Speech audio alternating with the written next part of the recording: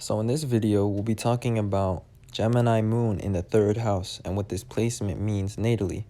So what we covered in the Gemini moon video is that with the moon in Gemini, this just indicates somebody that tends to process their intuition and their feelings about things through logic and intellect. And with that being said, you guys have it in the third house, which is the house associated with Gemini. The third house is also about our minds, and it's also about our intellect. And it's about communication as well. And that's a theme of both Gemini and the third house. So with that being said, generally speaking, when you guys communicate, you guys tend to communicate your feelings about things. So you guys tend to be honest, and also you guys tend to be quite direct, because the natural ascendant that has the third house in Gemini is Aries. Now, I believe some of you guys could be Taurus risings, and some of you guys could be Pisces as well, but the large majority will be Aries risings. But everybody has, different shapes to their houses. Now, with that being said, you guys tend to process your emotions and your feelings about things, your intuition as well, very subjectively.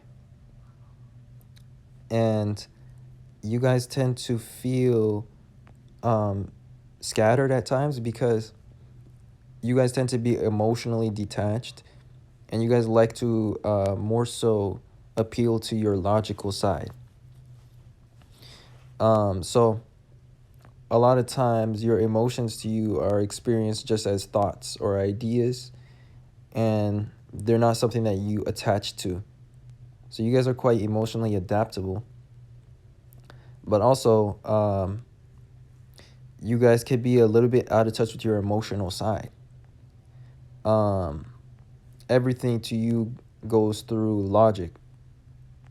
So a lot of times it can be hard for you guys to tap into your intuition, because you guys tend to have a lot of different feelings about what the truth could be. You guys get a lot of ideas, or you guys are just aware that there's a lot of potential for what the answer could be to a problem, or what the truth could be to something that's going on. And so in relationships, and also in difficult situations, you guys can be quite emotionally adaptable and emotionally tolerant, because until you're logically sure of you being correct, or until you're logically sure that you have the solution to a problem, then you tend not to confront it. You just tend to think more and try to contemplate what's really going on. Now, also, in order to feel emotionally secure in relationships and just in life in general, things just have to make sense to you. And even if things don't make sense, what's interesting about you guys is, with you guys being so emotionally adaptable, the reason why that is because you guys tend to make sense of everything that is going on. So whether or not something inherently is logical, or inherently is correct, or inherently makes sense, you guys are able to rationalize it and make what you can out of it intellectually. And so that's why you guys are so adaptable with the moon being in Gemini. And also, the reason why you guys are so adaptable is because the moon, when it's in Gemini, it's in the 12th sign from its own sign. The moon rules Cancer, so when it's in Gemini, it's in the 12th sign. And the 12th house is about mutability as well. It's a mutable house. And it's about changing ourselves or adapting ourselves. It's also about compassion. So you guys tend to have empathy, or at least some sort of compassion. And I would say more so you guys have a forgiveness capacity, because you guys tend not to jump to conclusions, and you guys are aware of the potential that the answer can be many different things. So you guys, generally speaking, are very understanding, and you guys detach from your emotions and remain logical.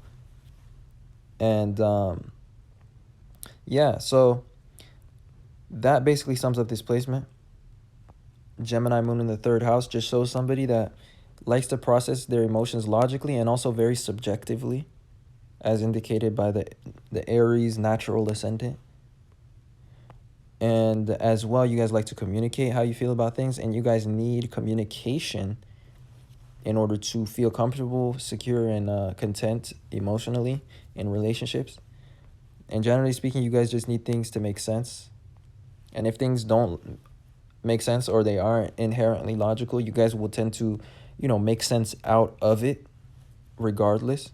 So you guys immediately will adapt yourself to any situation, which is a strength. And yeah, I believe that will sum up this placement and will be this video. So I think I covered what I wanted to.